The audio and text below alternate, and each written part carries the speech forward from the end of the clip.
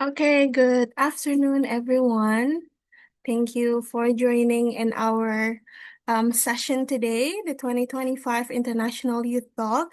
Today, our speakers will be discussing about how creative marketing can grab the attention of young people. I believe most of the participants today are young people or the youth. So I believe that today's session will be very insightful for all of us. But before we start our session today, let me introduce myself. My name is Rifda, and I will be your host for today's event. Okay, so let me introduce our event. So, the International Youth Talk is a dynamic online platform dedicated to empowering the global youth community. Um, to take an active role in shaping a sustainable future. This event, organized by CMUTAD and co-hosted by the International Youth Culture and Education, or KEMG. This initiative also serves as a flagship program under the China-ASEAN Technical Education Cooperation, or CATECP. So, through collaborative efforts, our program aims to foster meaningful dialogue, cross-cultural understanding, and innovative solutions among young leaders worldwide, inspiring them to contribute to global sustainability goals. So, I will read our schedule today. The first one is I will present you our speakers today coming from four different universities. And then will be followed by opening remark by the CMUTAD representatives, and then followed by presentation session 1 and Q&A session 1, and then presentation session 2 and Q&A session 2. And our event will be concluded by group photo, and by the end of the event, my college and me also will send the attendance link so everyone, the participants could fill and get certificates. Okay, as I've told you before, we have four different universities for our speakers today. The first one is Rizal Technology University, come from the Philippines. Is the speaker here? Rizal Technology University. Can you open mic? Oh, I haven't heard any. Is the speaker from Rizal Technology University already joined me?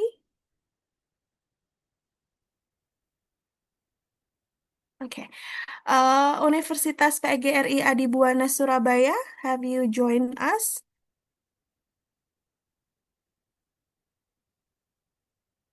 Okay. And then the third one will be Polytechnic University of the Philippines. The Philippines, have you joined us? Okay. And then the last one will be Universitas 11 April from Indonesia. Okay, so for the opening remark, we have our representation from Siniutad, which is Miss Cheng Chantola. I see that she has joined us. She is the head of Administration, Finance and Planning Division of Siniutad. Miss Cheng, the time and screen is yours.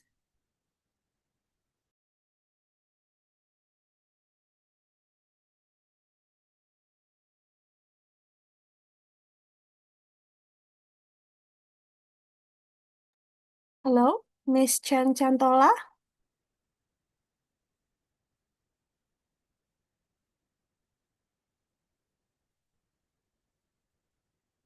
Okay, do you hear me well? Yes. So sorry for coming late because I have another meeting at the same time, Sorry for that. Okay. It's That's okay. Yeah. So, good afternoon, ladies and gentlemen. On behalf of CBOTech, I would like to warmly welcome esteemed participant, young innovator, learner, and presenter. It is a pleasure to be here with you today to explore a topic that is not only essential to the future of vocational education, but also exciting and inspiring. How creative marketing can grab the attention of young people.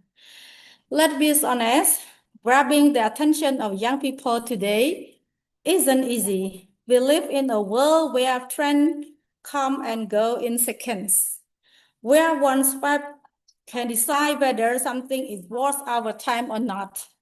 So how do brands stand out in all that noise? The answer lies in creative marketing. Creative marketing isn't just about flashy advertisement or funny videos. It's about understanding what young people cares about, how they think, and what makes them stop and say, wait, that's actually cool. It's about storytelling that feel real idea or inspire us and campaigns that make us want to share them with our friends. So when marketing become creative, it become powerful. It turn ordinary product into experiences and simple message into movement.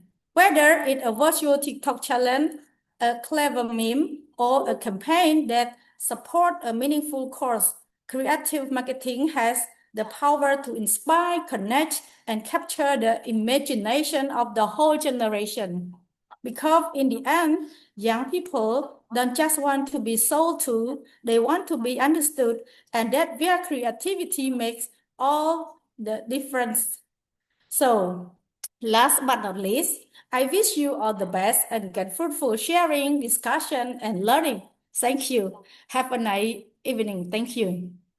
Thank you so much, Miss Chang. We are so delightful that you can join us today. Thank you for the opening remarks too. Let's we move to the next session. Wait. Okay. Sorry.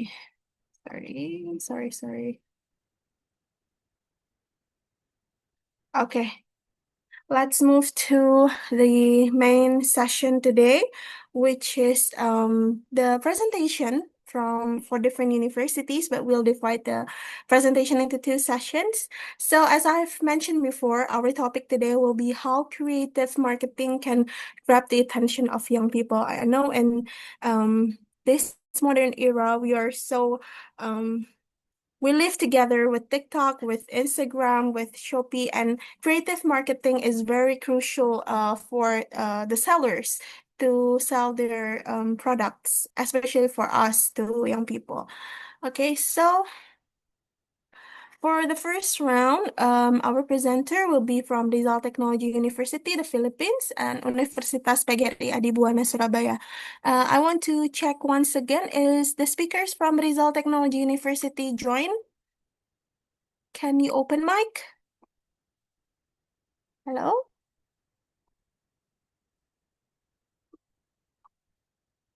Miss Shalamil or Mr. Benito and Miss Angela Ninalga has joined?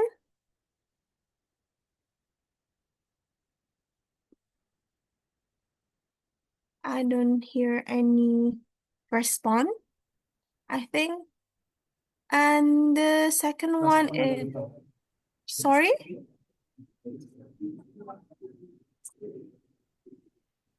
Sorry, is the Rizal Technology University speakers already joined?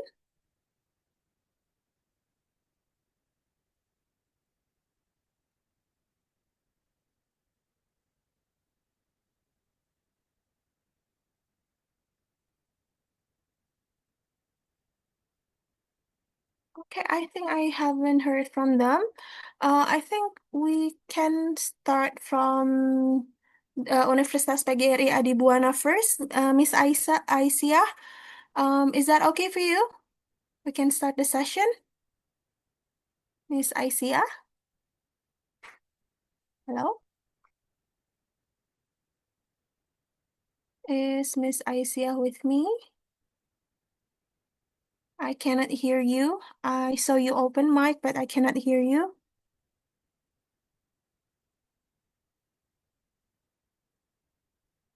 Wait, give me a second.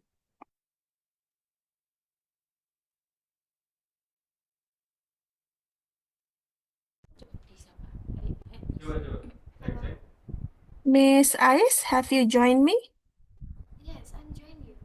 Your voice is very low. Actually, I couldn't hear you.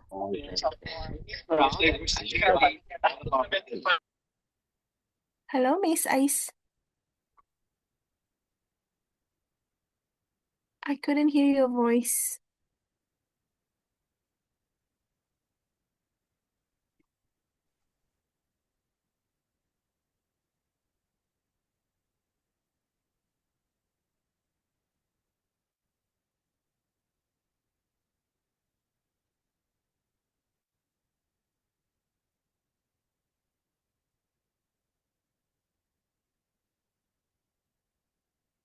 Miss Ice, maybe you can open your camera. Um, for participants, sorry for the inconvenience. But as we will wait for the speakers, I see that Miss Ice already joined me. And I want to encourage all the participants today during the presentation. If you have any questions toward the speakers about the topics or about their presentation, please feel free to send your question to the chat box, and I will assist you in reading your questions on the Q&A session.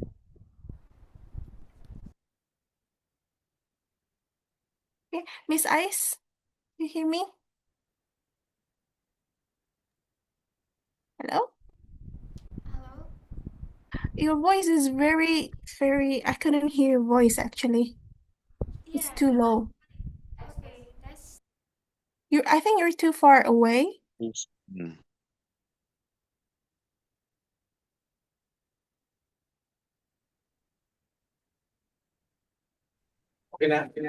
Oh, sorry. Okay, sorry, Miss Ice. I think the RT already joined us. Maybe you can, while you're fixing your audio, because I couldn't hear anything from you. Okay, maybe you can try fixing your audio first. And then has joined with us, the RTU. Okay, thank you for joining. Um, before let me introduce.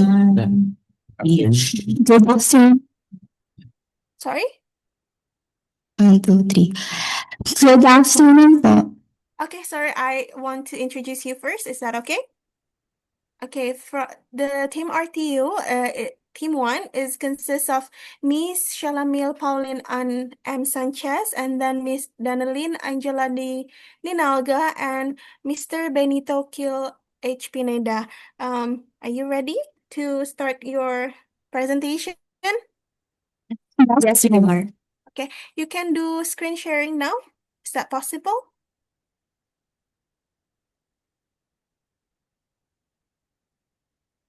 You can, yeah, you can screen share your PPT now, and you have 10 minutes of presentation.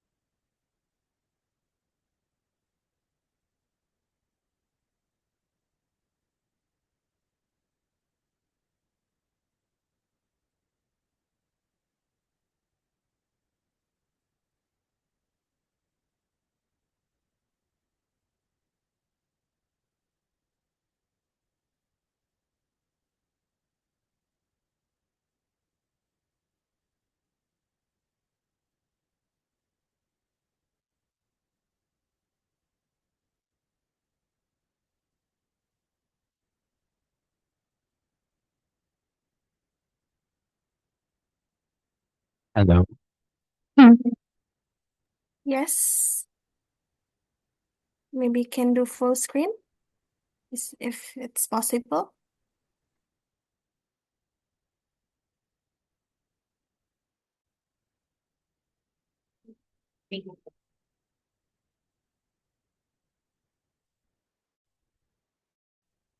Can we start now? Yes, please, you can start now. All right. Good afternoon, everyone. A warm welcome to all of our distinguished delegates, respected faculty members, and of course, our fellow youth leaders here at International Youth Talk 2025. We're thrilled to be here representing the results of Logical University, bringing you the insights straight from the minds of our young marketers. That's right. We're here to talk about something that keeps the digital world buzzing, scrolling, and sharing creators marketing. I am Shalamiel, and alongside my amazing partners, I am Kiel. and Angela. And we're excited to explore how creative marketing grabs attention also these. Now we all know that nowadays attention is everything. People scroll, skip, and swipe in just seconds. So how do brands manage to make us stop and actually care? That's right, Kel. And you know what's interesting? That creative marketing today isn't just about selling anymore. It's all about creating experiences, emotions, and stories that kicks.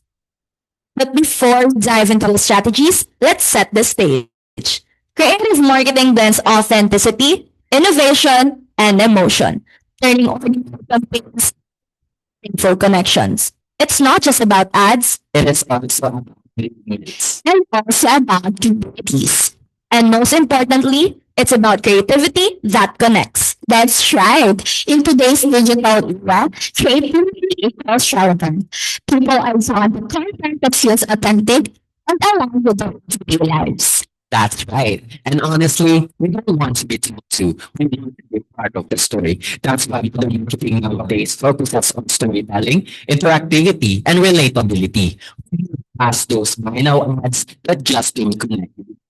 Exactly, Kel. When creativity meets authenticity, it doesn't just attract attention, it builds trust. And that's the first big shift in marketing today. Now, one big secret behind those successful campaigns is data, specifically the demographics and psychographics that tells us who the audience is and why they behave a certain way. That's right. When brands combine those, they don't just target people, they understand them. That's what makes campaign relatable and meaningful.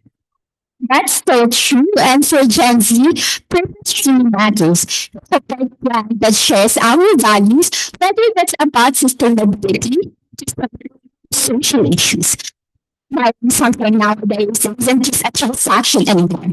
It's a reflection of what we're doing. You're right into that. Like if a brand supports mental health awareness of LGBTQ plus equality, that instantly earns points with us. We want to feel seen, not just to. Exactly, Kel. And to truly understand why these strategies work so well, we need to look closer at who drives today's digital culture, the Generation Z. Now let's talk about Generation Z. We're known for our short attention span, that sharp sense of authenticity. Research even shows that the average attention span of a Gen Z is just 8 seconds. Imagine that. So if a brand doesn't catch our eyes instantly, we scroll. That's right. You have about 3 seconds before we're like, next. So brands have to be quick and creative. That's the challenge. But nowadays, brands must adapt humor, cultural relevance, and authenticity for ads to work way better than being overly polished. That's right, especially here in the Philippines, when brands use certain brands. The jokes are even sad, but look at the us. That's right. We don't want perfection. We want personality. And that's why we see brands partnering content creators. They make ads authentic. In short, if it doesn't feel real, it won't work. Exactly, guys. The Generation Z's influence on marketing is massive. According to the Philippine Statistics Authority, Gen Z makes up about 38% of the population, which is a huge portion of the consumer base. That's so true. Not just consumers, but the decision makers, influence practices, trends, and brand popularity. And what we can do, we can instantly tell when someone is or something feels fake with force. You can see Gen Z, we do our research before we support a brand. And that's why businesses today must adapt. Campaigns have to be creative, but also grounded in honesty and purpose. That's so true. It's not all about who can shout the loudest. It's about who can connect to us deepest. Exactly, Angela. But while Gen Z plays a huge role in shaping today's trends, they're just one part of the bigger picture. And that's where generational marketing comes in. Understanding how every generation thinks, feels, and connects differently. Exactly, Shalana, because every generation's experience is different. Older generations might prefer traditional ads, while Gen Z connects with digital platform and social content. You're right. And let's be honest, our generation grew up online. Literally, And some people prefer nowadays visuals from traditional ads. It's all about keeping it creative and interactive. That's right. And that's why TikTok has become the best place to do that. It's where trend starts, conversations happen, and creativity explodes. that's true. TikTok is basically our playground today. The ads that work there are short, funny, and feel like they belong in your feed. In short, brands need to adapt not just to tech, but to communications. And when that happens, it builds emotional connection, engagement, and long term brand loyalty. Let's have some of our examples of successful creative marketing campaigns from different brands here in the Philippines.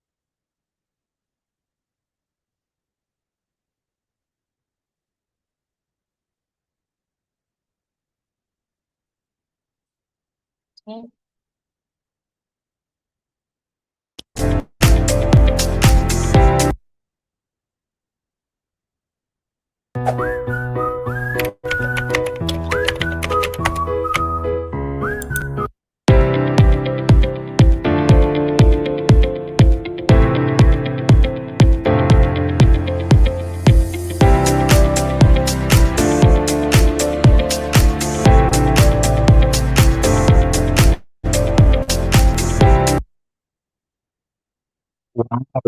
Campaigns that create virtual no limits, from turning malls into live experiences to using holograms and emotional storytellings.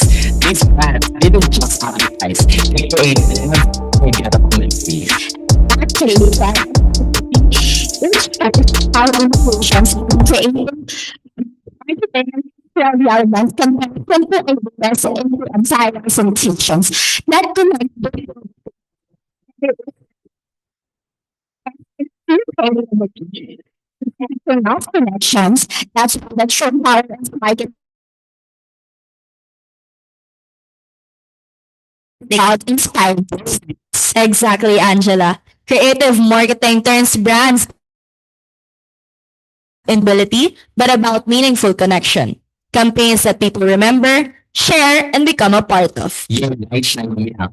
That's marketing. Doesn't even feel like marketing. It feels like a community. That's the challenge for businesses today. To innovate, but stay human. To do that, so understand your audiences, values, and emotions. Build trust and sound. Second, create engaging, trendy, informative, and humorous content that make people feel involved. Lastly, storytelling creation. Strategies of modern marketing. Three, influencers and brands can connect that feels personal and authentic. You're right. Unlike traditional ads, influencers make it look real, like hearing a friend's recommendation instead of a script. That's why short, creative, and culturally relevant content works best because it feels like real life. And always remember, marketing today isn't just about selling, it is about connecting. And with that, we hope we have shown how creativity and authenticity continue to shape marketing, not just as a business tool, but a bridge between people and communities. I am Angela. I am Kel. And I am Shalamil from Rizal Technological University. Thank you for listening. Thank you so much, the RTU team. It is very insightful. I believe everyone also enjoyed the presentation, I guess. Okay, and then let's move to the next presenter. After the Miss Aisia Arun present her presentation, we'll have the Q&A session. Okay. Okay, our next team is from Universitas PGRI Adibuana, Surabaya, Indonesia. Miss Ais, are you here with me? Have you joined me? Yes, I'm here with you. Okay, maybe can you make your voice a little bit louder so everyone can hear? Hello? Yeah, it's better. Oh, Okay, it's you better. can do the screen sharing now, and you have 10 minutes for presentation. Okay.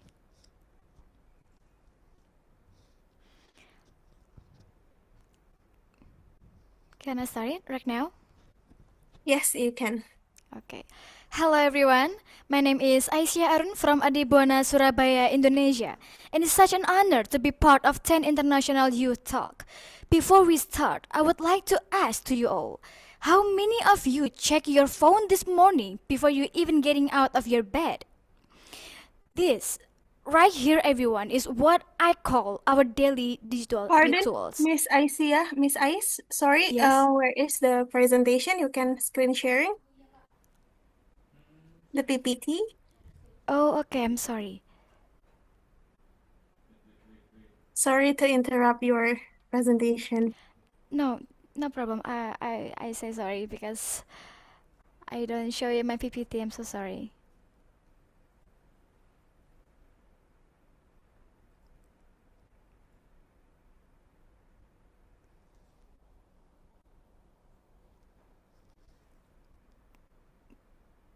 Can you Okay, see it now it's right good. now? Yes, thank you. Okay. You can start now. Should I replay or maybe just continue It's up to my... it's up to you actually. Okay. Okay, everyone. Hi, my name is Aisyah Arun from Adibwana, Surabaya, Indonesia, and it's such an honor to me to be part of the 10th International Youth Talk. Before we start, let me ask to you, how many of you check your phone this morning before even getting out of bed? Well, so do I. This, right here, everyone, is what I call our daily digital ritual. We wake up to notifications, scroll while brushing our teeth, and fall asleep next to glowing screens. And for us, Kenzie is the world that isn't a place we visit. It's the air that we breathe. But here's the thing. Inside those digital rituals, something deeper is happening, everyone. Something that shapes how we think, how we feel, and even we buy. Today, I want to take you on a short journey from FOMO, that is the fear of missing out, to JOMO, joy of missing out, and explore how creative marketing can evolve from chasing clicks to creating comms. Now let's start with something we all share every day, that is our habits online. On a slide 2, that is our digital rituals. Our daily digital rituals, I'm sorry. Now let's be honest. Who here scrolls TikTok before sleeping? And then again first thing in the morning? But don't worry everyone, no judgment, because in fact, over 70% of Gen Z exactly doing that. And we call it a habit. But actually, it's more like a ritual because it's repeated, emotional, and powerful.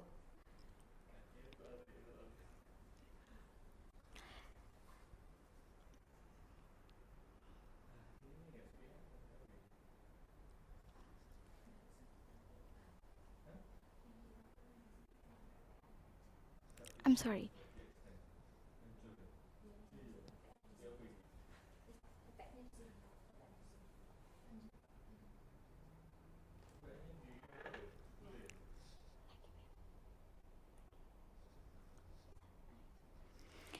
We call it a habit, that is, but actually it's more like a ritual, repeated, emotional, and powerful. Now think about it. We don't just open our phones just to we see connection or maybe validation, entertainment, or even peace. And every marketers, these digital rituals actually are gold means. And even every notifications, every story, every 10-second video, it's not just about content, but it's a moment of influence, right? But let's see. Let's see how this all started with something that's have been driving digital behaviors for years. That we call FOMO. So what exactly is this fear of missing out and why is it so addictive? And slide number 3, it's called what is FOMO? That fear of missing out, full of youth digital marketings. That FOMO is that tiny anxiety that we feel when we are not part of what everyone else seems to be doing. It's the rush of checking Instagram stories before they disappear, and the panic of joining TikTok trends or before they go out of style. The pressure to post your Spotify Wrapped just because everyone else is doing it. And I feel it too, everyone, because when my friends were posting their new projects or cool hangouts, I'd catch myself thinking that if I don't post something new, will I still be seen right now? That's my big question. And that's the magic, everyone. That's the danger of FOMO. For brands, it's a fool.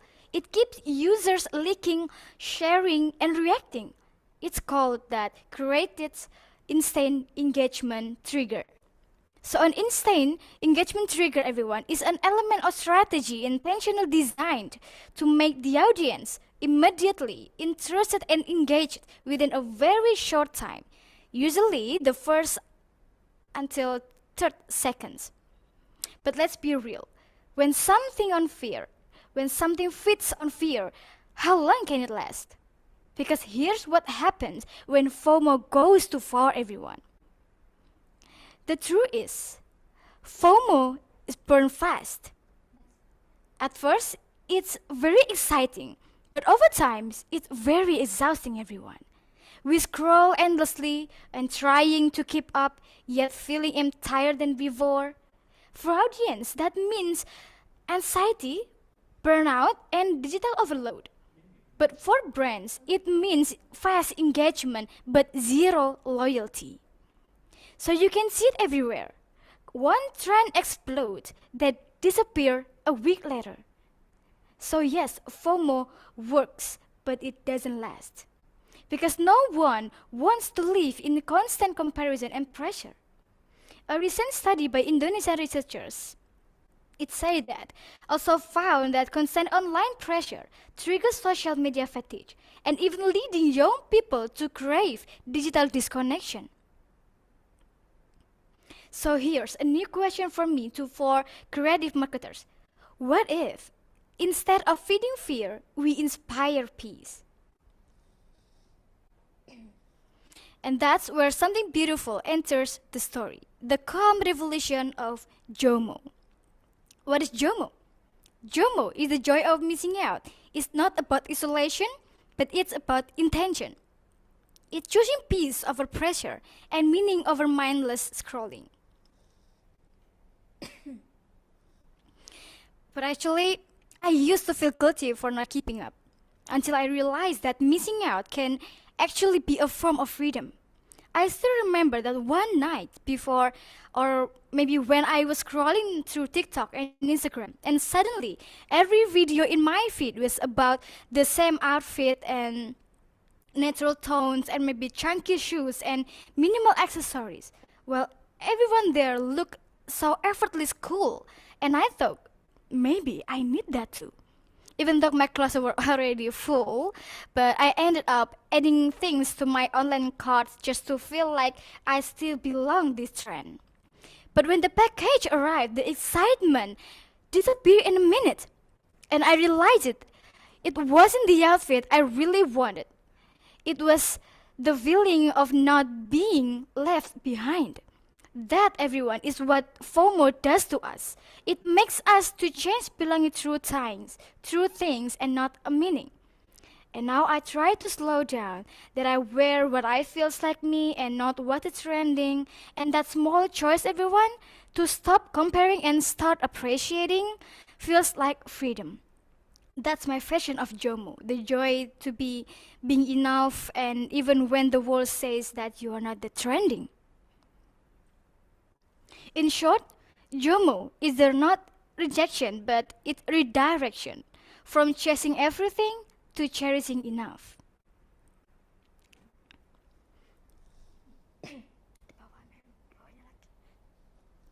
And the smartest brands out there, they start embracing this new rhythm.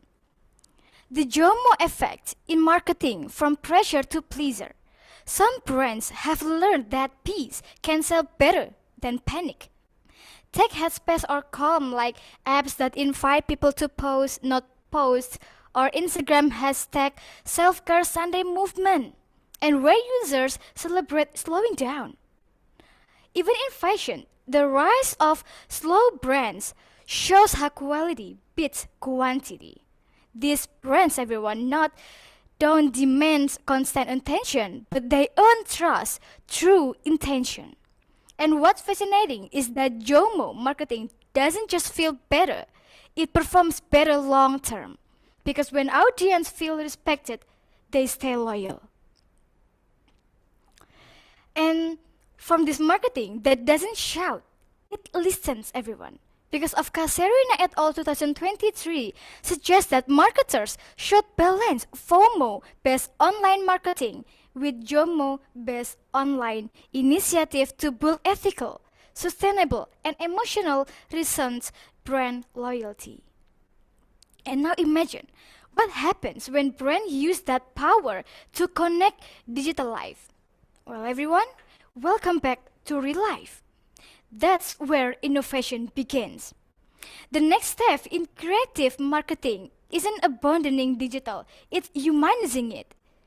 Picture this, a brand that hosts an offline weekend where followers meeting in person, but just like no phones, just stories. Or a campaign that turns social media likes into real world actions and planting trees, supporting small creators, building communities. That's everyone is called JOMO. And this is how marketing becomes more than a message. It becomes a movement. FOMO everyone is connected us like online, a virtual like this. But JOMO reconnects us as a humans. And that's exactly the bridge of Gen Z is looking for. That is balance between online influence and offline meaning. The study also highlights that offline experience promoting balance between digital connection and real world meaning are becoming essential is Gen Z marketing. Which just brings us to the big shift, the Viter mindset every marketer should understand. So here's the core idea. FOMO everyone means attention. FOMO wins attention. But JOMO wins affection, everyone. FOMO is fast but fragile, but JOMO is slower, but it built something stronger. And do you know what is that? That is trust. The future of creative marketing, the creative marketing isn't about chasing the next viral trends. It's about shaping healthier digital rituals that make people feel seen, not sold to. Because in a world drowning in noise, authentically is the new algorithm. As concluded by Caserina et al. 2023, everyone, marketing may win attention just for the moment. But JOMO marketing wins trust, well-being, and long-term relationships between brands and audience. So, I'll end up with simple question for all of you. Will you sell FOMO or maybe share JOMO? And for the conclusion, you know that the shift from FOMO, the fear of missing out, to JOMO, the joy of missing out, is actually a new wave of creative marketing. Because it's not all about selling fear anymore, it's about building peace and trust. And today, brands aren't just trying to grab your attention, but they are learning to understand your emotions, your burnout, and your need to breathe, everyone. Because let's be real, we are a little tired of chasing trends, right? That very change every week, every minute, and every second. And so now, the smartest brand create something deeper, calm, connection, and meaning. And that's what Jomo marketing is all about. On not pushing people to buy more, but helping them feel more. It's marketing that sell peace, not pressure. Thank you. It's all for me. Thank you so much, Miss Ice. It's a very insightful session. I believe we're in the era where FOMO and JOMO is a trend that we should understand well. Okay. I think we are going to move to the next session, which is the first session of the Q&A. I have seen a lot of discussions and several questions here. Oh, what's a great concept, JOMO? I hope it's not just a trendy term, but something people truly practice. I still can't figure out how JOMO actually works, especially since most young people today seem to struggle with FOMO. Maybe Miss Ice, can you answer this question? Um, how to figure out how JOMO actually works? I'm sorry, can you replay your question? Okay. This person, Sony Rahayu Adi, asked, I still cannot quite figure out how JOMO, joy of missing out, actually works, especially since most young people today seem to struggle with FOMO. Maybe you can answer? Okay. Okay, thank you before for your question. I really appreciate it. It's mean that you really pay attention to my PPT, to my explanation. Before how we try to figure it out about JOMO, right? That we always have been in a FOMO trends that we actually really wants to do it when everyone do it. JOMO is actually like something new in this era that is not everyone used to it, because actually we are very socializing people, like especially we are Gen Z. It's really we chasing from something. Oh, it's new, okay, I'll do it gitu kan. Oh, it's something new, okay, I'll do it, something like that. But JOMO, it's more like we are not chasing that trends, we just slowly, and we're still keeping up, but not following the trends like that. That if JOMO you want to make it on your own experience, it means you have to hold your FOMO, or maybe your thing like I want to chase it, I want to do it like everyone else do it, like that. But JOMO is something that we have to hold it, because JOMO is actually isn't just about an invitation like we have to following this trend, but it's an active and intentional and not being like NCT like that. Because okay, yeah, in JOMO itself is replacing fear with a sense of control. We have to control like FOMO. Is FOMO we think I really want to do it because my friends do it, but we in JOMO we have to control it. Like shifting focus from what out and what others are doing.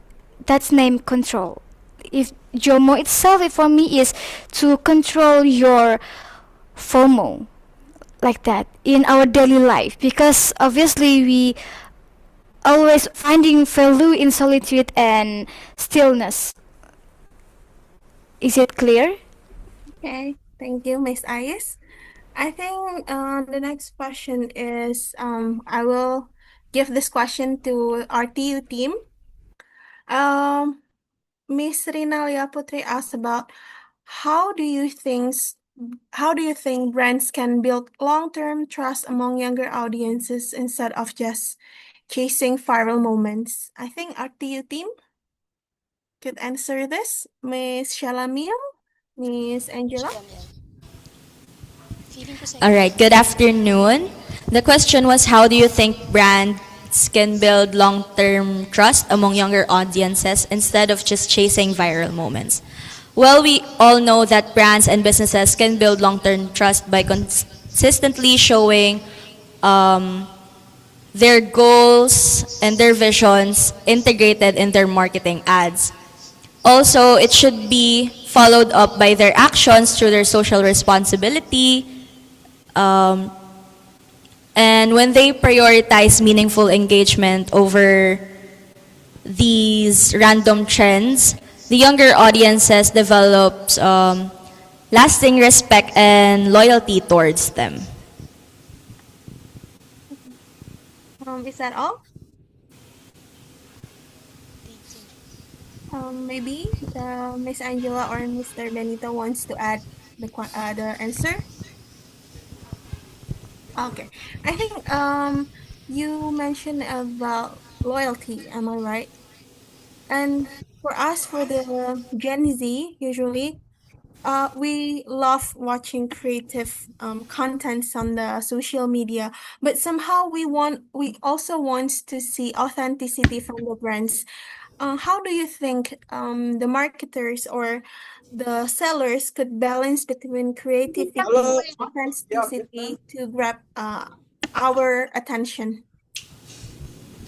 As we have discussed, brands can connect with different content creators, and as we know, as consumers as well, these content creators are viewed as someone who is reliable because they don't show scripted ads, but they show how these products, these brands are integrated into their daily lives. And I believe that's one of the ways that the marketers can balance creative marketing and authenticity in their campaigns. Okay, thank you so much. I think the next question I will for Miss Ice. So Mr. Gali asked about information are quickly spread through social media, and trending things were mostly founded by those who never stop finding those trends. Do you think the algorithm affect either creative marketing and makes the consumers being a FOMO?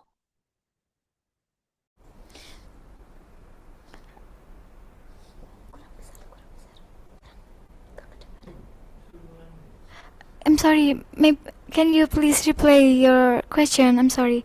Okay. So Mr. Gali asked about information are quickly spread through social media, and trending things were mostly founded by those who never stop who found who never stop finding those trends. Do you think algorithm affect either creative marketing and being a FOMO?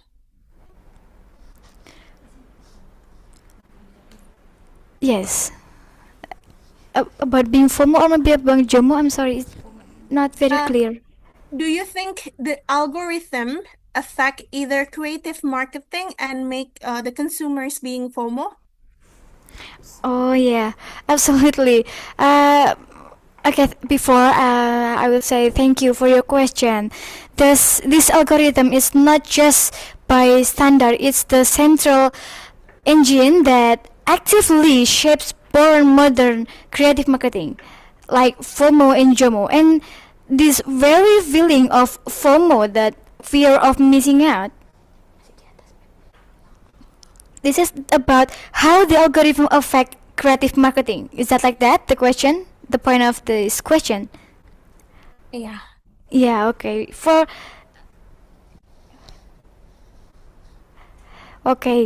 Actually, this algorithm is really has found that change what kind of creativity is rewarded, like that, right? And it's not about being the most artistic, it's about being the most effective of generating engagement. Like, first, it detected creative format like algorithm on TikTok or maybe in Instagram Reels and YouTube shorts heavily favor native.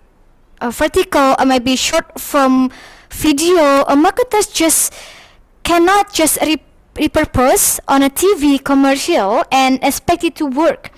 But creativity is now funneled into a specific platform-defined box. So it's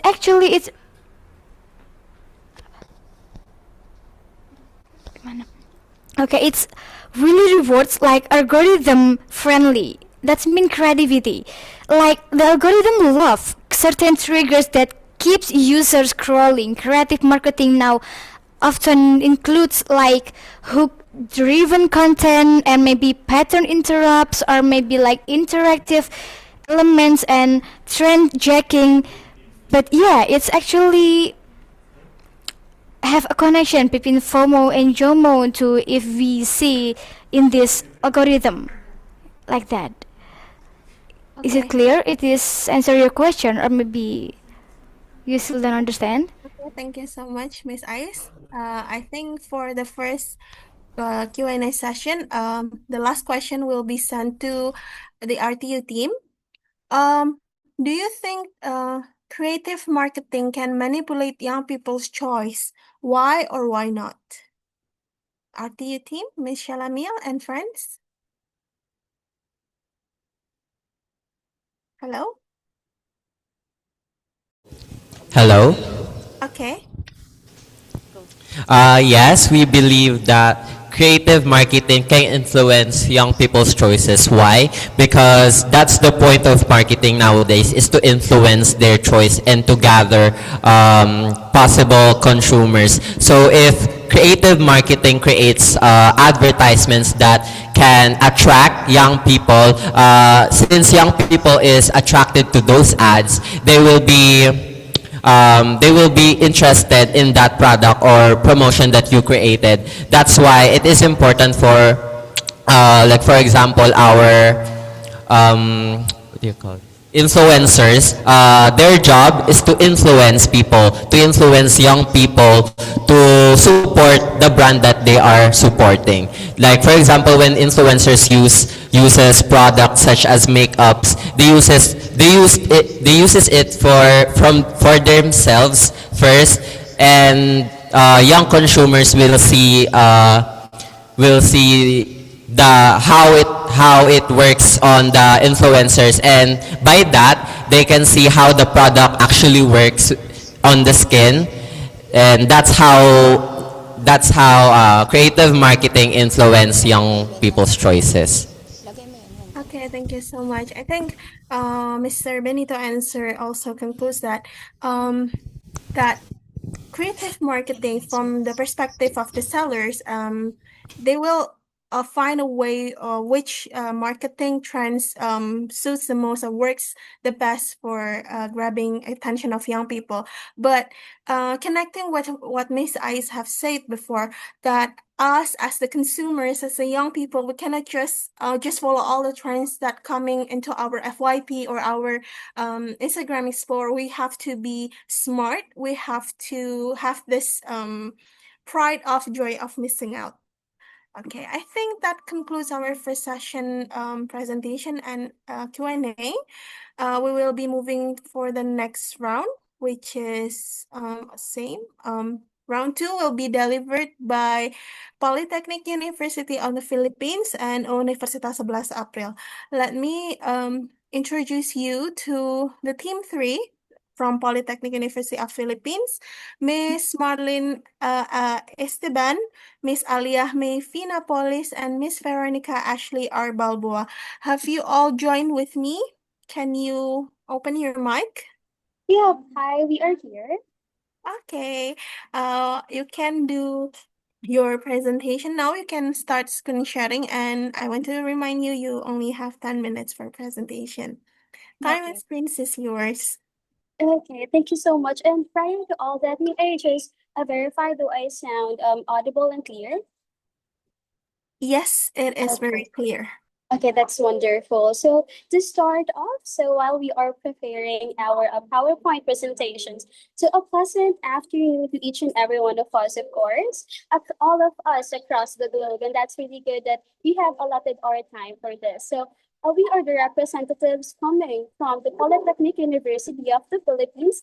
It is really an honor for us to speak along with you guys, with our calibrated leaders, youth leaders, facilitators now to give it a twist. So whenever we think of what creative marketing is, we always think about businesses, markets, retailers, but how can we give it a twist? So here are the presenters, and as you can see in our backgrounds, we came from our college, political science and public administration. Now we will be more leaning on our main theme for this topic, which is the rebranding politics for the next generation. So hi again, once again, guys, a good afternoon. So let me start it off.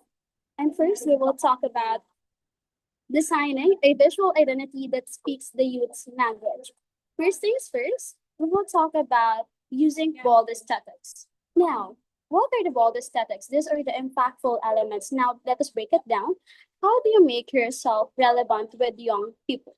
Just with the graphics, or with a message, or with your voice whenever you are speaking with your audience. So colors, sizes, and shapes and dynamic arrangements grab the attention of young people. It evokes the emotions of person who is seeing the platform and give them the idea to what will be the platform or the graphics or your campaign is all about. And based on the material that is appearing in front of them. Your bold aesthetics serves as your position in the market, and that makes you that's your identity in this generation, okay? And now let us proceed to the second part, which is the inclusive imagery. Now, as you can see in here, I'm so sorry, but as you can see in here, there is a two campaign for equality and second one for accessibility. First is the equality campaign, which is for the Nike, and the second one is the accessibility for the Apple. And the equality, let me just read to you a notation or quotation coming from the Nike. I'm so sorry for that. And says that Nike's employees and athletes believe that sports has the unique power to unite people and inspire change. And they believe Nike's role is to be in the game, to never sit on the sideline. And that's how they their own imagery. And then Apple's if you have ever viewed this ad or advertisement, you can see that in here, all of the people involved come from the person with disabilities sector. So inclusive imagery, after the elements meet its impact with the people and the invisible rapport has been established, it will not end there. Once the interest stays, their curiosity will be bridged out for them to discover more about what you are trying to say to them. And everything is really political in this campaign. The campaign for inclusivity and equality we're seeing in these videos, and that is really prevalent nowadays. That's how you utilize your platform and create a purpose with the society, especially to inspire our youth sector. That's how you craft an inclusive imagery. And for the last one in this south part, which is the social movement, creating meaningful symbols that reflect cultural diversity and social change. In this page, as you can see in the equality part, there is actually a scale, a law scale. As you can see, once you have seen that, what will you think of? Of course, we will think of equality, fairness, accountability, and such, and related to those words. That's how you make use of symbols. You don't need to say a statements. You don't have to explain everything. But delivering this to your audience, they will know what you're trying to say. And that will be all for the designing visual identity that speaks the youth's language. And we will proceed now to our next speaker. Thank you. Thank you, Marilyn. So, guys, sit back as we watch a short video.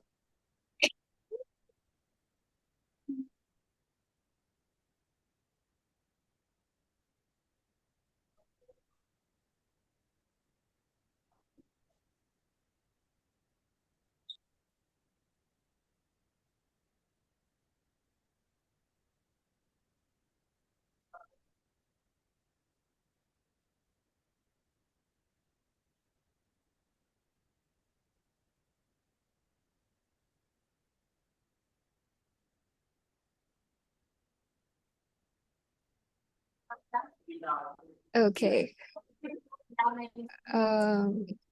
So that short video, you guys now know the Instagram Reels I consume. The video didn't have any audio, maybe due to copyright, so we're trying to keep it safe. So I am Veronica, and I'll be discussing political storytelling as an art form. So the video edit shown earlier is a prime example of how political storytelling can be presented through art.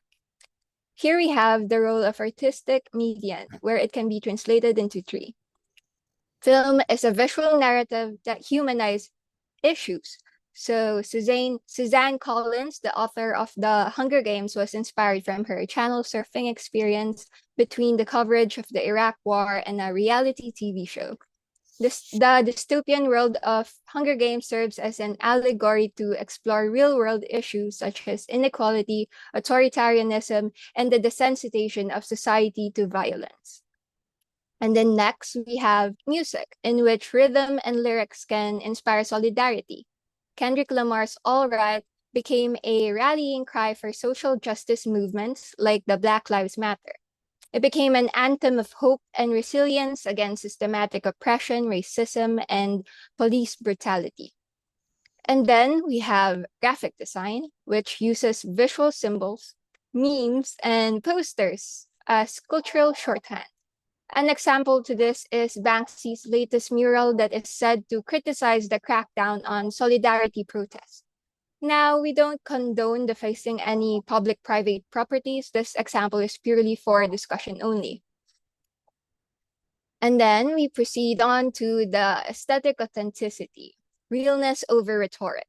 This is the understanding and preference of real stories, real voices.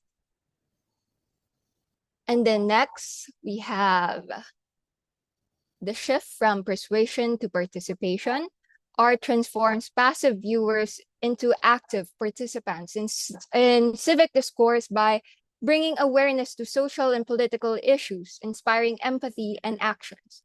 So in this modern visual age, art has the power to challenge its status quo in ways a conventional method cannot.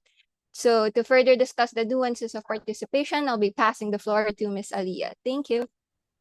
All right. Thank you, Veronica, and thank you, Marlene. Good day, everyone. I am Aliyah from the Polytechnic University of the Philippines, and I hope everyone is well today. I'm very happy to be with you. So today I want to share something that's very close to my heart. As a feminist, journalist, and a young activist, I want to talk about how creativity can bridge activism and art, and how it can make political messages truly connect with young people like us. So in today's world, politics often feels a little too heavy or distant, especially for us, especially for young students like us. But creativity has the power to cut through the noise. It makes us stop, it makes us feel, but most especially, it also makes us care. Next slide, please. So here's something we realized. Facts alone don't always move people, but feelings do. And that's where creative marketing and activism overlap. Both of them tell stories, both use visuals and emotions to connect, and both rely on authenticity. The best marketing campaigns don't just sell, they make people believe. And in the same way, the best activism doesn't just demand change, it inspires it. Next slide, please. In our research, we came across a concept called artivism, a blend of art and activism. According to Campos, digital artivism lets young people experiment, express, and organize through creativity. Think of it like instead of a politician giving a speech, a mural does the talking. Instead of a protest sign, it's a song, a film, or perhaps a TikTok dance, each one carrying a message, but in a way that feels alive.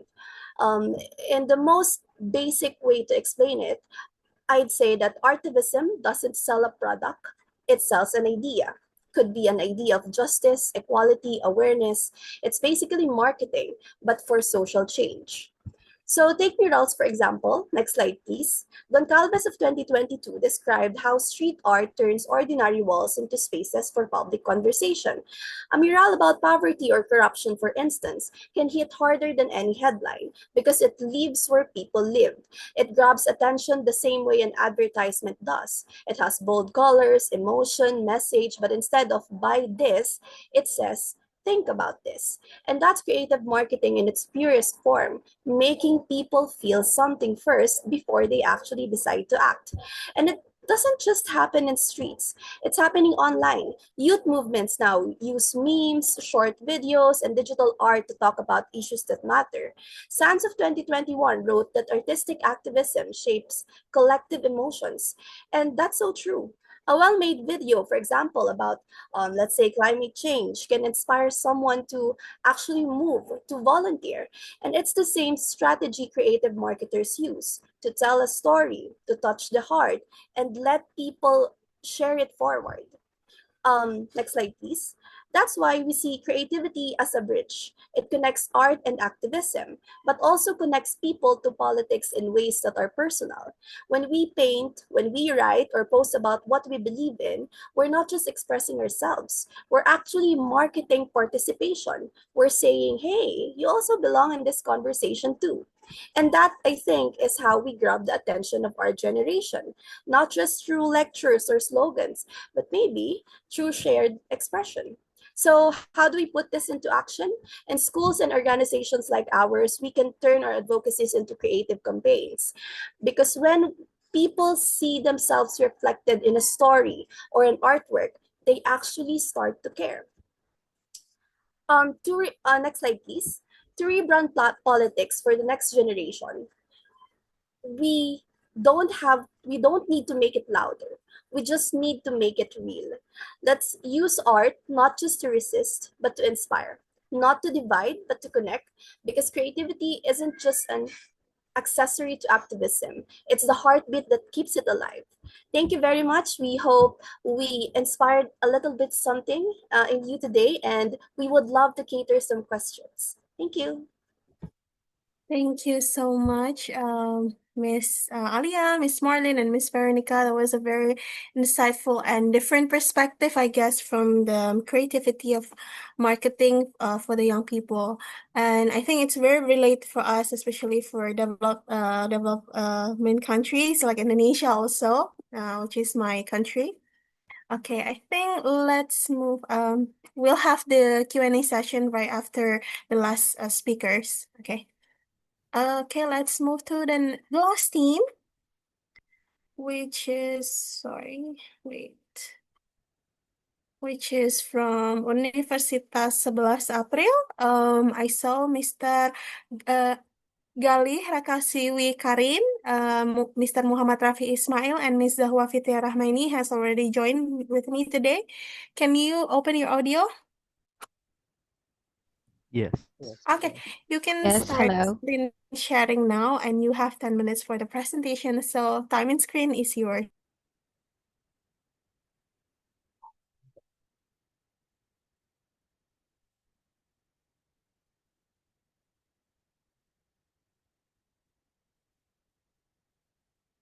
Okay.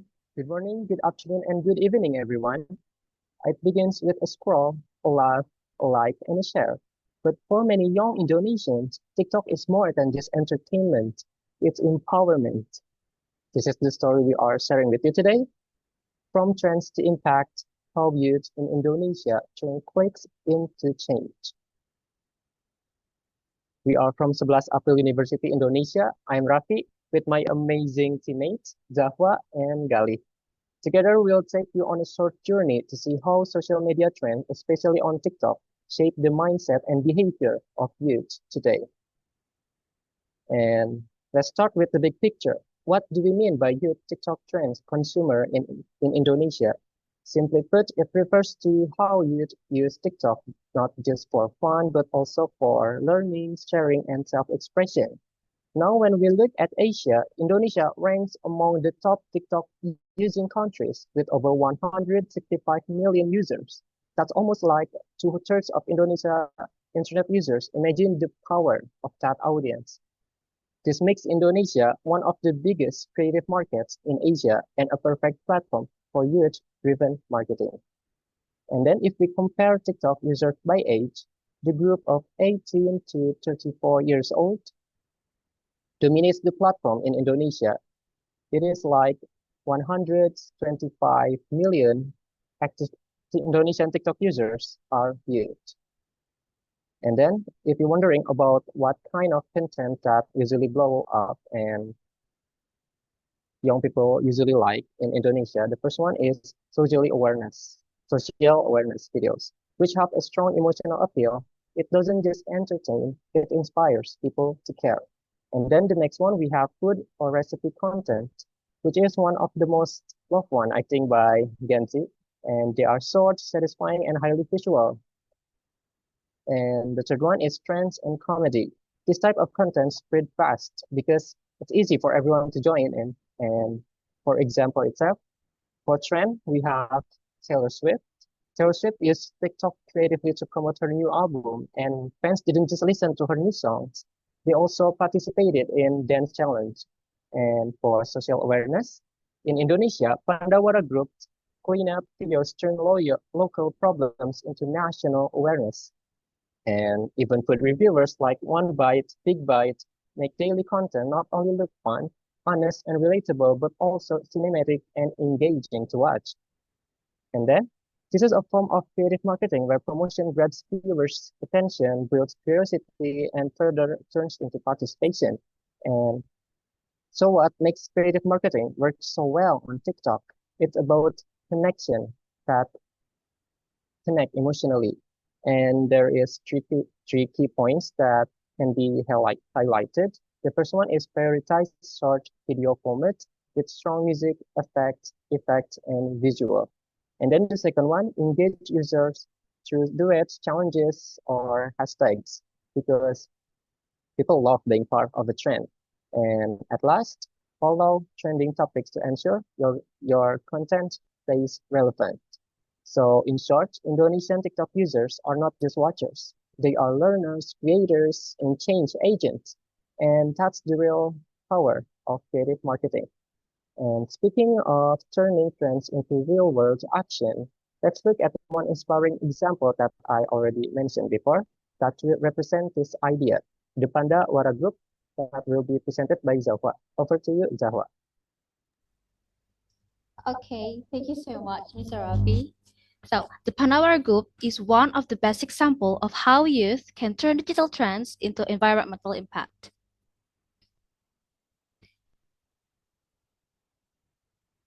So, who are they?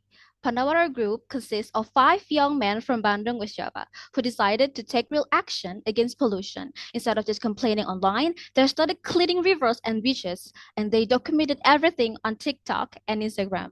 Today, they've inspired millions. Their videos are short, engaging, and purposeful, usually 30 to 60-second long, showing real before and after transformation of dirty places. They use irony, humor, and even emotional hooks to grab attention. For instance, one video opened with a wooden grave marker they found in a polluted river, an image that shocked but also makes people reflect. They combine entertainment with environmental action. Each post invites followers to participate, creating a sense of shared responsibility. That's what makes their content powerful. It's authentic, relatable, and meaningful. So, these are some examples of their videos. As you can see, the first video, there's a before and after cleaning rivers in the left. The second are in the middle video. They clean up river with the volunteers. And the last video is actually they're inviting audience to join their campaign.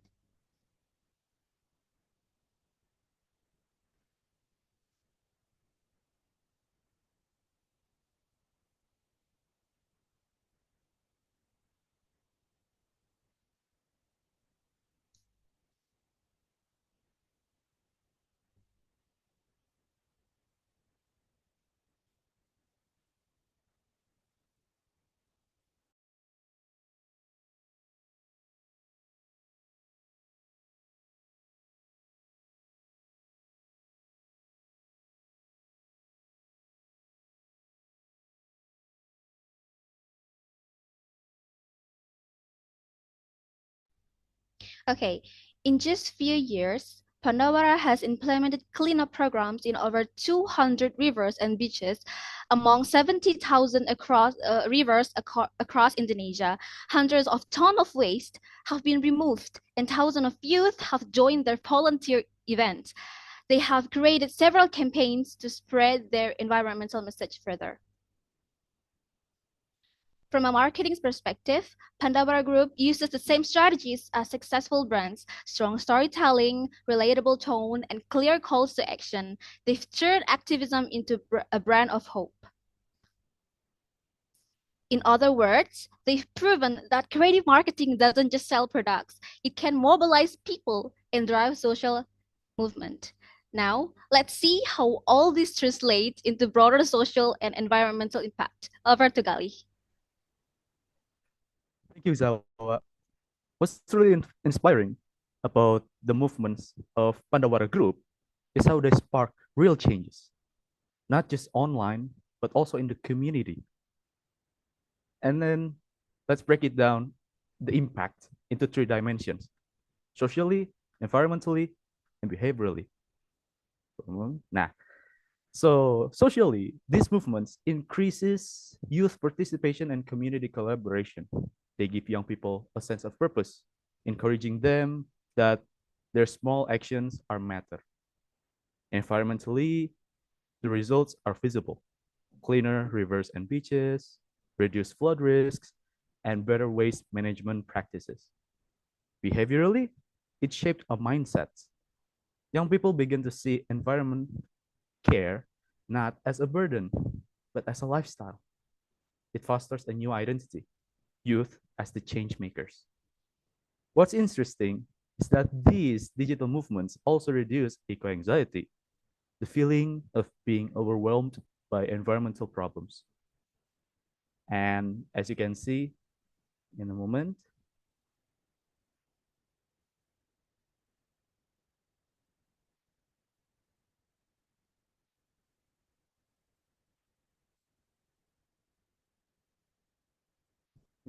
please.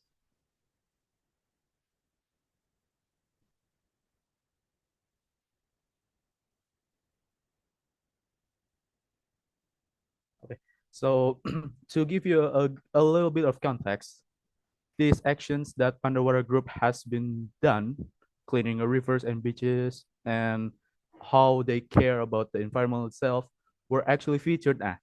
As you guys can see, that it were featured by the Guardian and also the Jakarta Post, showing that their impact have already reached both national and international media as well.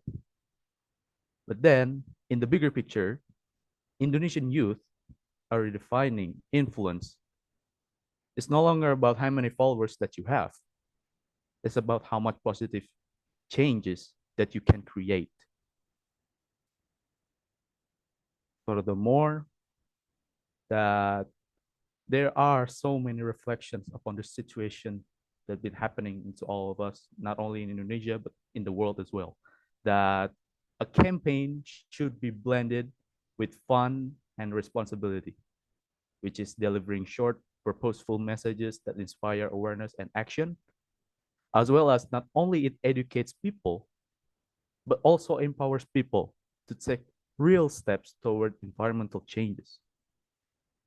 To wrap it up, we believe that the most powerful marketing today does not just change what people buy, it changes what they believe and how they act. Indonesian youth are leading that transformation with creativity, compassion, and courage. We're from 11 April University, Indonesia. Thank you. Thank you so much, Mr. Gali, Ms. Zahwa, and Mr. Rafi. That's very insightful. You discuss about how TikTok trends could help marketing about environmental issues to raise the awareness in young people. That is very great, actually. And let us move into the next session, which is the Q&A session of the Q&A session. Okay, I have the chat box. A lot of people discuss here and send their questions. I think for the first question, this is from Mr. Janrel Buksit. I think this question will be sent to the Polytechnic University team. The question is, as a political discourse migrates into digital spaces dominated by short-form content, to what extent will meme-based marketing evolve from being a supplementary tactic into a primary instrument of political persuasion among youth? And how should we critically evaluate its implication for democratic deliberation, authenticity of civic engagement, and the potential manipulation of collective identity? I would like to call Miss Alia. Okay, maybe you can answer. Yes. Okay. Am I loud and clear? Yes. Yeah, all right. Thank you. So, to be honest, that is a very, very difficult question, but I would like to explain it the best way as I could, and this could be a little lengthy because I'm a little yapper. So anyway, great question. Thank you for that question. We really appreciate that. So um memes and short form creative content are already more than a side tactic. Nowadays, they can also become a central tool for persuasion, especially among young people, because they're fast. It's emotional. It's funny. It's also highly shareable, but that power is double edged. Um, there's this term called memtic marketing, MEMETIC marketing. And it was said that memtic marketing can increase attention and participation, yet it also risks flattening debate, privileging emotion over reason, and enabling identity manipulation. So the right response, on a personal note, would be twofold. Use meme tech tools to invite participation, but pair them with media literacy, context, and clear pathways to real civic action. So, to answer the question, will will memes move from supplement to primary persuasion tool? On a personal note, most likely, especially for the youth and in short form um, platforms like TikTok and Instagram, where many under 30 seconds videos are now encountered with political content. And studies also show that these formats both inform and emotionally engage young audience. But however, on the other side of the coin, in high stakes electoral or institutional settings, memes often work alongside more traditional organizing. In information environments where weak moderation or strong partisan ecosystems, memes can dominate the conversation and crowd out deliberation. So, what are the implications of this in a democratic deliberation? I'd say the pros, one good thing about memes is that memes can lower the barrier to participation and can spark interest in politics, especially in our generation. So young people may learn or be motivated to act because a meme triggered the interest. However, the con could be memes prioritize punchy frames and emotion over nuance. And that tends to compress complex debates into slogans or jokes, which can undermine sustained evidence based deliberation and lead to, I'd say, a more polarized emotional responses rather than reasoned discussion. So, yeah, I hope I answered the question. Okay, that's actually a very good answer. And I think if we talk about memes, especially about the political issues that happen in our country, let's say Indonesia and Philippines, because I think we're quite the same. Usually the memes are spread towards on the social media, Twitter, TikTok. And how do you think that the influencer role shaping the young's political like political opinion, like do the influencer have a role in shaping the young people political opinion, or do you think they don't have any influence?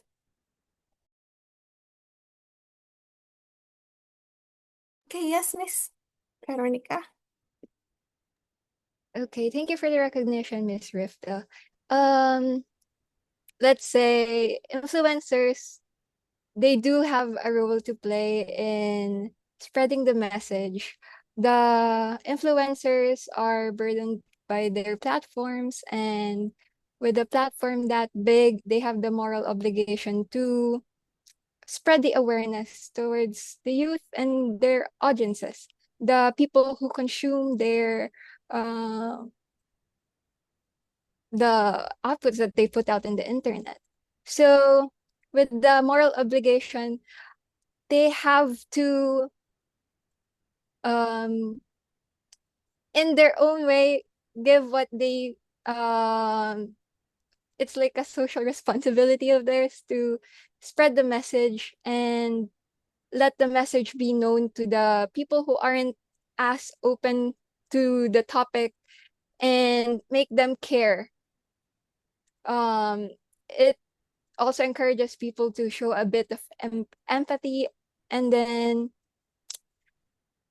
though we cannot they're not legally bounded to like show their ano diba their I'm sorry. They're not legally bounded to show their to spread the message, but it's a moral obligation for them. Yes, that's true. So I'll be giving the floor to Aliyah to add. Yes, thank you, Veronica. And thank you, Ms. Rifda, for a very good question. I think not just Indonesia and the Philippines can relate to to that question. Even Nepal, for example. I don't know if everyone is familiar with the Nepo babies issue. Are you guys familiar with that? So yeah, and Nepal and especially here in the Philippines, it's really timely and prominent right now. So in both Nepal and the Philippines, we're seeing how social media influence and political dynasties actually intersect. So, in Nepal, some children of prominent figures are gaining online attention and using digital platforms to actually discuss politics, and they call themselves, as was what Miss Rifta termed them, no, influencers. And the same is actually happening right now in the Philippines, where political families use social media to maintain their image across generations. And this Nepo baby culture blurs the line between earned influence and inherited privilege. And when these personalities enter the digital sphere, they they already have a built-in audience.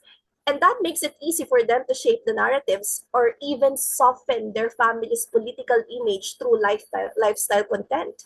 They could just brag their Chanel Louis Vuitton bags and not actually talk about their political dynasty nepo baby issue inside their families. So I think to answer the question, yes, influencers do shape political thought, but it's not just about the content they create.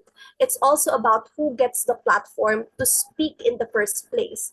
That's why, as young people, we have to stay critical. We have to celebrate creativity and voice, but also to question the power and most especially the intention of these politicians. Thank you. Okay. Thank you so much, Miss Alia and Miss Veronica. So I think even the influencer, as they have big audience during the political situations, they have this moral obligation to spread the awareness to people, because they cannot just like sharing their lifestyle, lavish lifestyles, but they should also be aware as a citizen as about the political issues.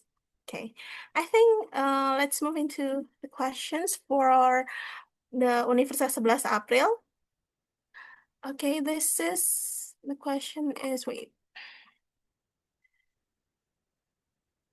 Okay, wait. So the question is, many young people cared deeply about social and environmental issues.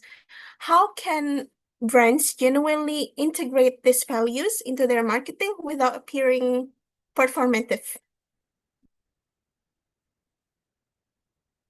Hello? Mr. Gali, maybe? Mr. Rafi? Or Miss Zahwa? I'm sorry, And could you repeat the question, please? okay, as we know that the young generations have this awareness about social environmental issues, but how can a brand integrate these values into their marketing concept without being too performative?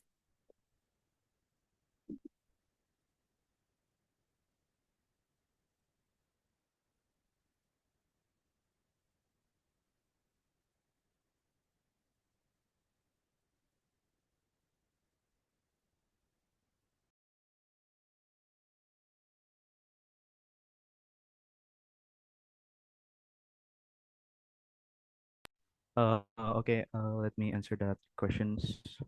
I don't know, I cannot say it's briefly or not, but I think that to prevent any of those two happening, one of the most, I think, much more makes sense for us to do as the youth of being not to be performative to the brand of environmental such things are a collaboration between the government and as well as the people. So it is not always about something that a brand should do, but instead making the brand itself thinks that it is also it is also far more important than just selling or any of those things. But I think if we can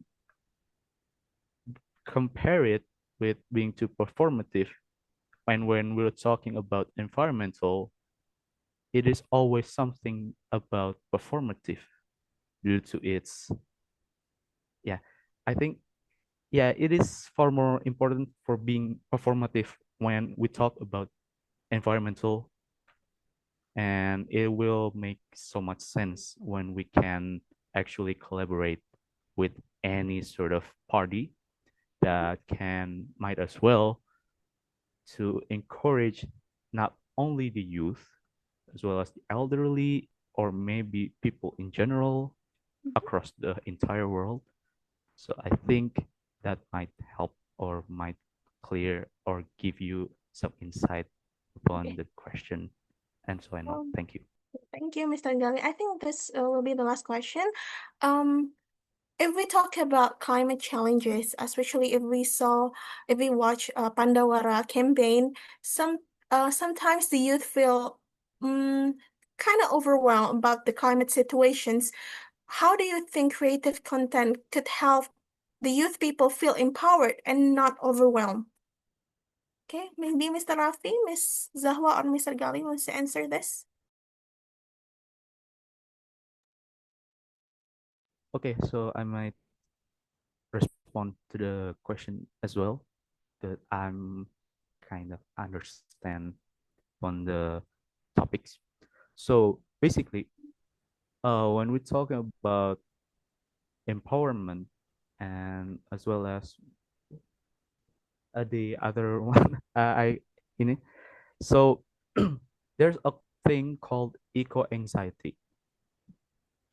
These eco anxiety are actually psychological terms that occurred when someone in terms of psychology were quite a bit overwhelmed due to its why does this place so dirty, or why does this polluted rivers kind of like neglected, so on and so forth. So if we thought about it, how can creative marketing like this can empower the youth?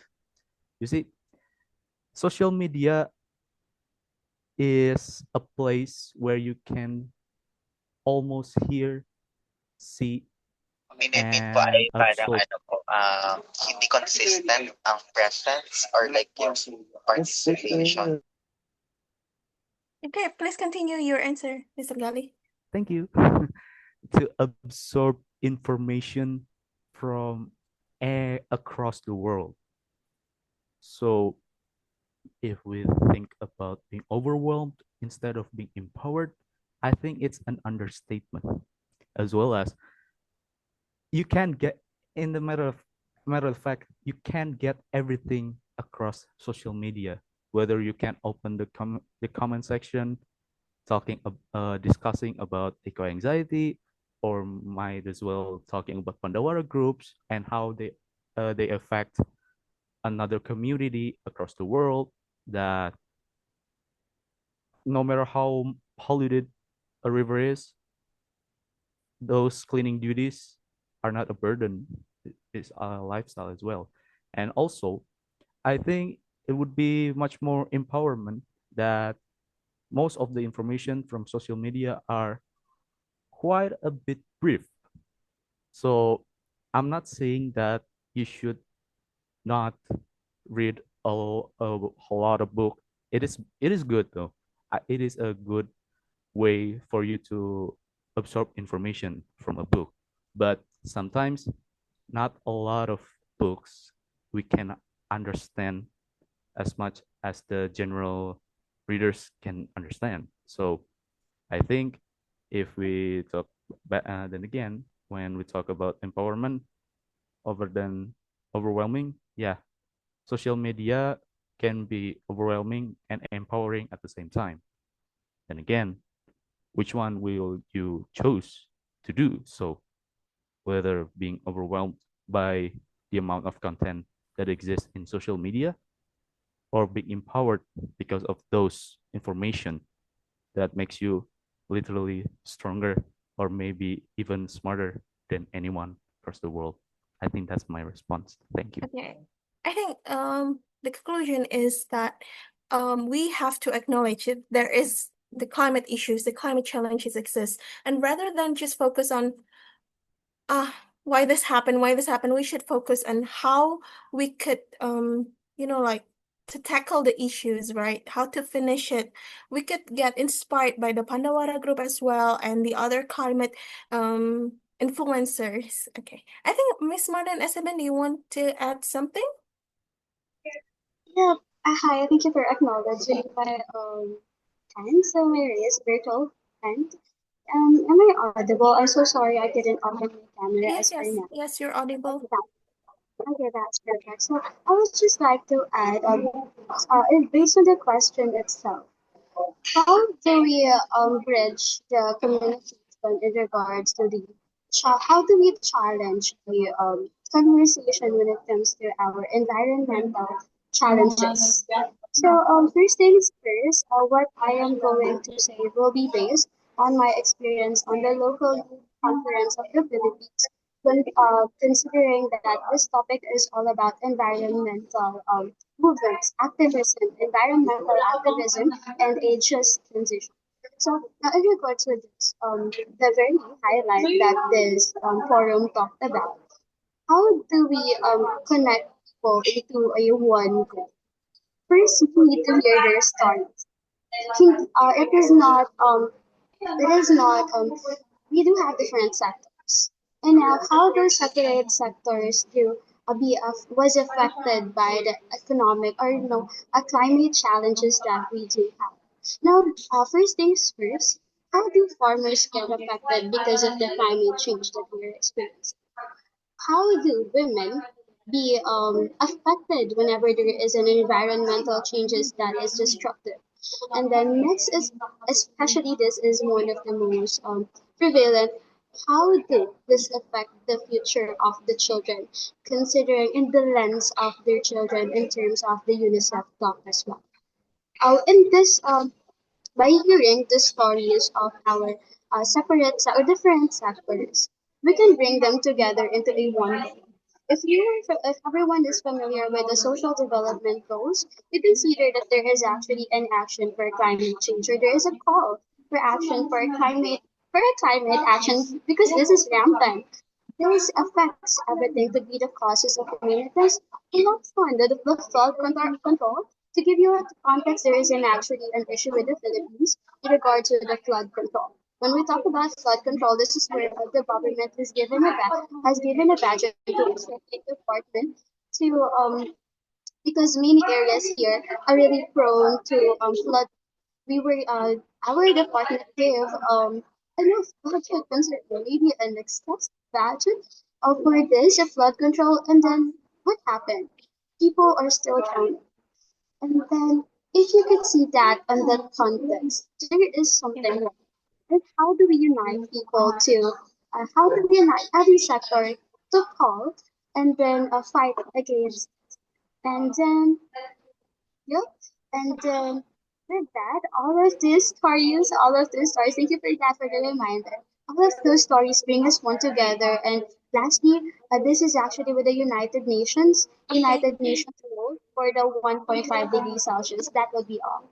Okay, sorry, Miss Marlene, thank you so much. I think we really finished late today. We have to do still group photo. Sorry for cutting your answer. We should finish at 15:30, but it's okay. I think let's move to the group photo. I want to call every participants to open your camera. We will have group photo and then we will wrap up the session. Okay.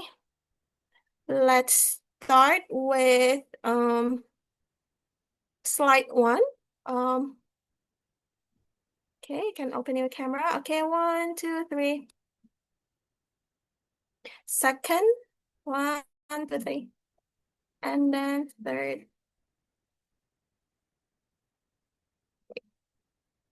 Third, okay. Thank you so much for coming. Sorry for wrapping this up very late.